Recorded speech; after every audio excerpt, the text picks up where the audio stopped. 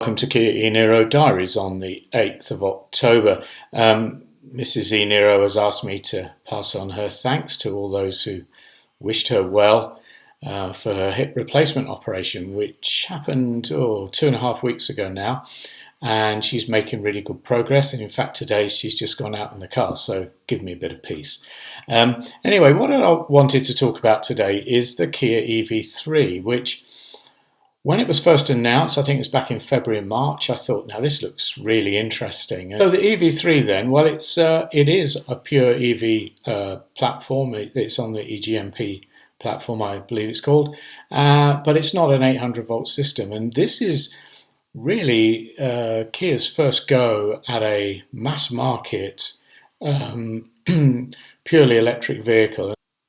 So the Kia EV3 then is 75 millimeters shorter than the e-Niro and 120 millimeters shorter than the Niro EV. It is, however, wider than both those cars by some 50-60 millimeters. And I guess when you don't have to worry about an engine and gearbox and exhaust system and fuel tank and all those things, then you can be a bit more creative with the way the car is built in terms of, its internal space. Now, obviously, the time between the car being shown and everybody getting interested in it and the time when anyone actually got to drive it was quite a long time. And it's only about a month ago that some of the Korean car reviewers got to drive one.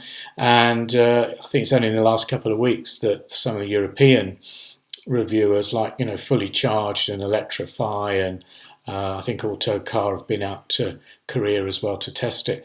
So there's lots of tests of this car that you can find on YouTube, and they all seem to say the same thing, that it's amazingly spacious inside, it's very refined and very quiet, but of course they do put the caveat on that this is on these super smooth Korean roads, and as most of these journalists are used to the UK roads, which I'm always moaning about, are so noisy and bumpy. I would think that how it rides on Korean roads is pretty much how it's going to ride here on these French autoroutes and dual carriageways. What about pricing? Well, okay, it's interesting. The Fully Charged show, Jack Scarlett, he's a good car reviewer, very entertaining.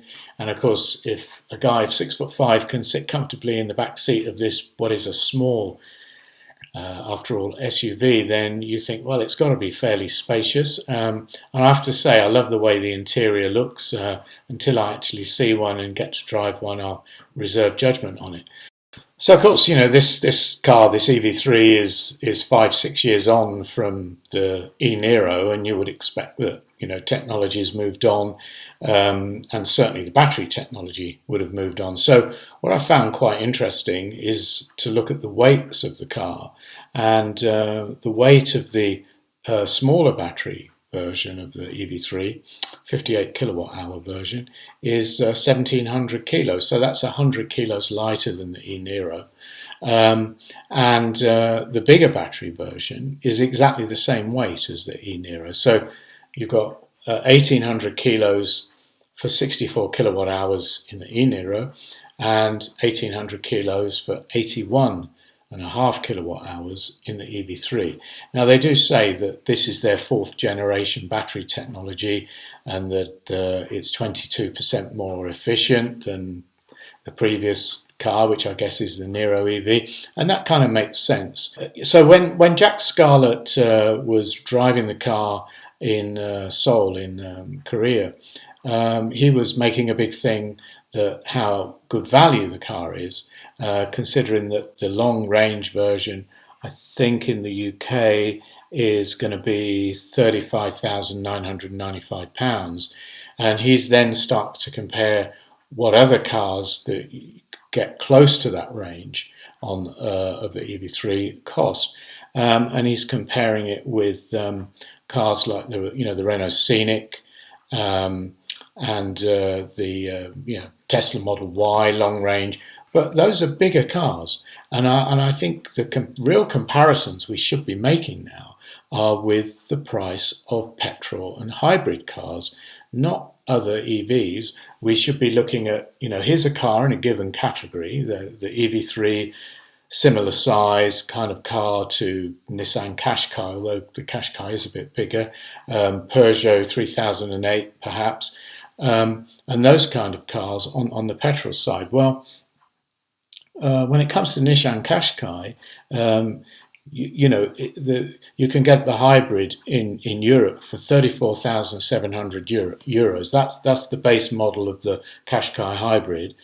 The long range version of the Kia EV3 in Germany and France is about 43,000. In fact, in France it is, I think it's 42,995.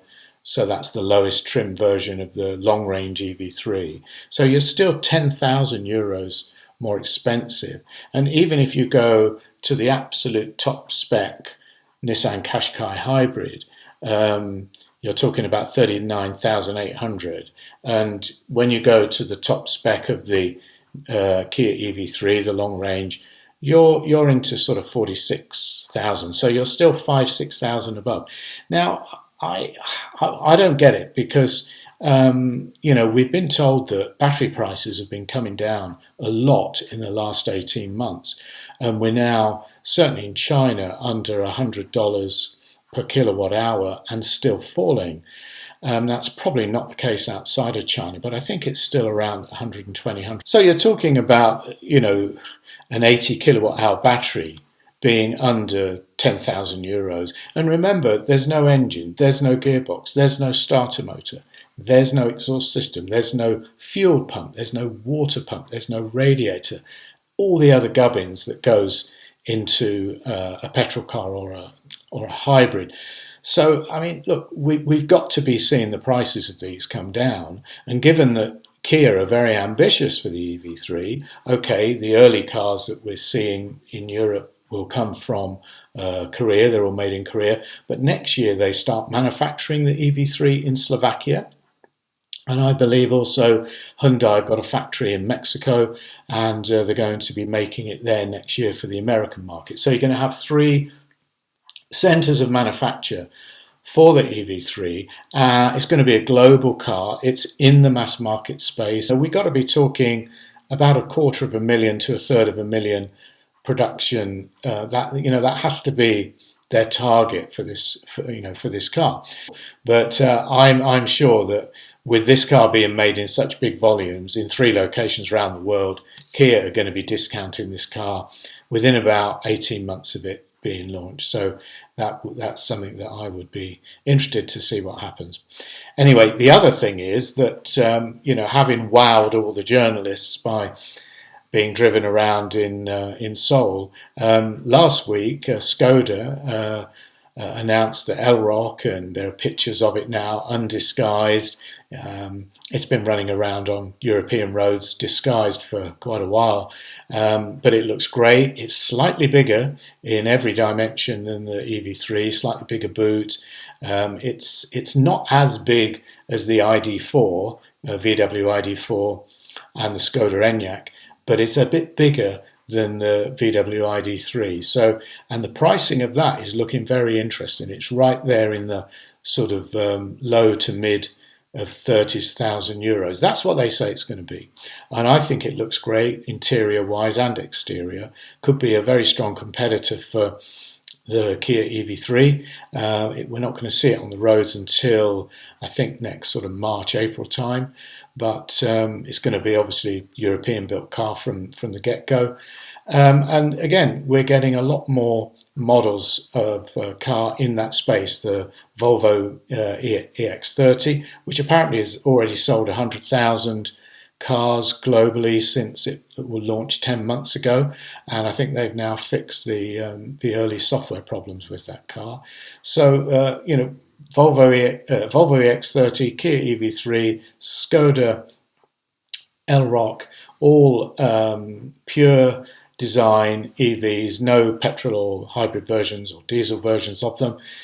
So I think that's really going to up the numbers next year. So I hope you found that interesting. Kia EV3, when it comes into the showroom in Niort, I'm certainly going to have a go. In fact, we're going to Niort in a couple of days' time to do some shopping, and I'll have a pop in the dealers to see if they've got it, but I doubt they will. I would imagine the big cities like Paris and Bordeaux, they'll be getting it first. They'll be getting the first ones coming out of Korea, and here in the boondocks we'll probably get it in about a month, 6 weeks time.